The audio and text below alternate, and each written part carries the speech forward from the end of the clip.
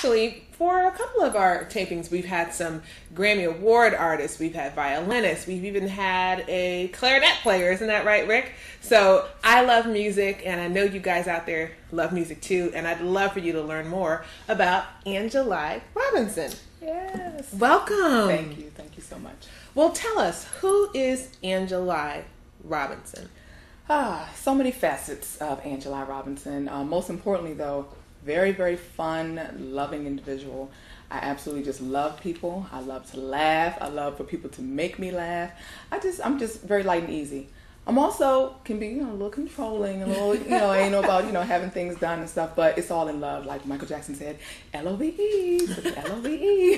Now, I actually found you on MySpace. As you know, I am a recording artist as well. Yes. And one of the things I loved about you was that you were so different, original, and unique. Mm-hmm. Now, you are a recording artist. You are a gospel recording artist, but you weren't always doing gospel. Tell us about that. Yeah, I did. I had a secular music career about 15, 16 years ago. Okay.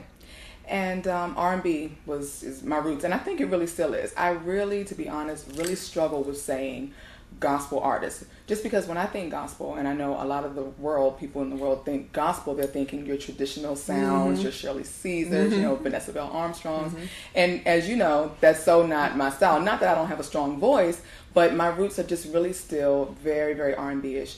But, like I said, I did have a secular music career, and it was great, but I just really think that, that God just kind of kept me from really, really getting so far out into it, because there's a lot. You really have to know yourself. You really have to be grounded. And I think that just as a person at that time, I think I've always been a great, fun-loving person, but there were a lot of things missing in my life that maybe if I would have become this mega superstar at that time, I could have maybe gone down the wrong path. So I just kind of took a break and got married and just, lived my life, and now here I am again. Now tell us about how you realized that you would be singing professionally. I guess what I'm really asking is take us back in the day. A lot of recording artists, regardless of the genre, for the most part knew pretty early that they would be involved in music. Would you say that's a little bit of your story as well? Yes, but my story is really funny, and I'm getting visuals just as you say. That's why I'm laughing. But in the second grade, I attended Bladensburg Elementary School in Bladensburg, Maryland. And in the second grade, we had a auditions for a talent show. And at home, I wanted to dance. So I was just like, I'm going to dance during this talent show. And I had my mother every Saturday morning used to play Natalie Cole's Inseparable album. So at home, I'm doing all these movements and spinning around and rolling around on the floor and stuff. And so when I get before my music teacher, who was one of the judges, Mrs. Vasquez, I freeze. And I'm just... I'm doing these numbers, and she was so gracious. Instead of her saying, "Oh, Angela, I'm sorry you didn't make it," what have you, she asked me. She said, "Angela, can you sing?" And I was like, "I don't know." And she said, "I think I've heard you in music class before, and I think you have a nice voice. Do you know any of the songs on this CD?" Or not CDs back then, but on this record. And then I was like, "Yeah, I know Inseparable." And so she put that on, and I sang it. And from that point on, she put me in every play that she did. I had the lead role in every play until 6th grade, and I got a big head. And then she pulled me out. So it had to happen, huh? Yes. Break me down early. Yes. Well, speaking of that journey that got you to 6th grade, tell us a little bit about your journey that has you where you are now. We were both featured on the Radio One Love Cruise this spring with some notables like Mary and Donnie McCurkin and Shirley Caesar, and who else was on there? James Fortune, was Cynthia one of the Jones, artists, Indigo, aka Jocelyn. So Crystal Aiken. Yeah. So we had the up and comings to the almost theirs to the the megas like Yolanda Adams and Mary, etc. So tell us a little bit about your journey of how you just what the journey has been, because I don't know if our viewers know, but the music industry has changed. And so gone are the days of the big labels. They're still there, but there's also something called independent artists. Give us a little, from your perspective, a little.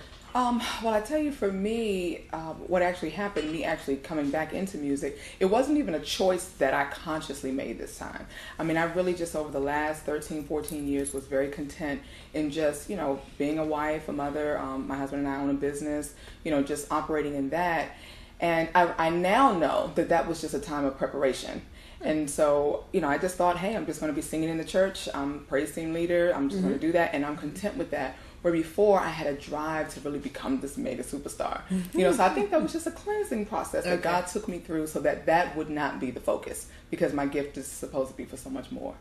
And so I just started to, like, the gift just began to stir up in me I just really felt like I was being called to come back into this industry, and at a really great time. As you mentioned, the bigger labels are kind of a thing of the past. It's so easy to get a label deal, now, because they want you to do all of the work.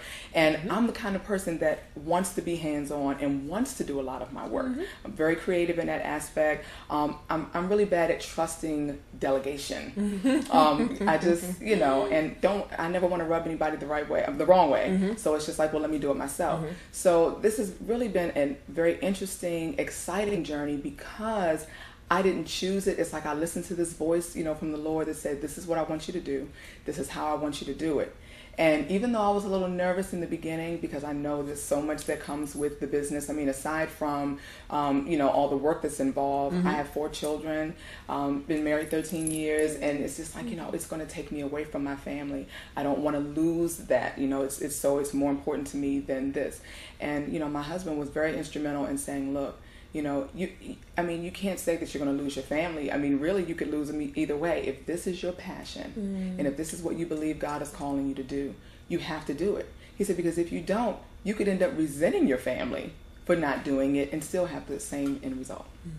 And so he was very instrumental in doing that. And just with the independence, I can't even imagine really being a part of a major label the way that we remember the major labels, and being so restricted, like doing what they say to do, how they say to do it, be this way, wear this, wear that.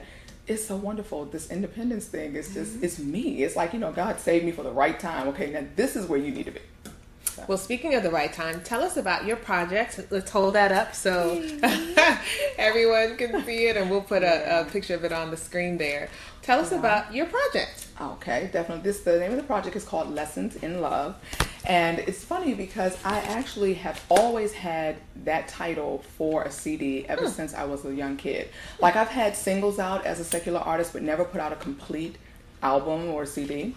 And so I had always thought, I want my CD to be Lessons in Love. Of course, back then, it was going to be on an R&B level, all about relationships in a romantic way.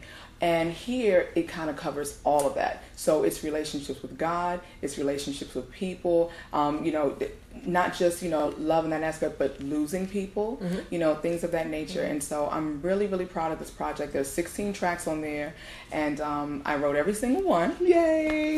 Yes. And so, and the impact that it's having on people who have purchased the CD has been great. And I'm so excited that they're listening to the words, because that was something that was so key for us, is that we really need for them to listen to the words.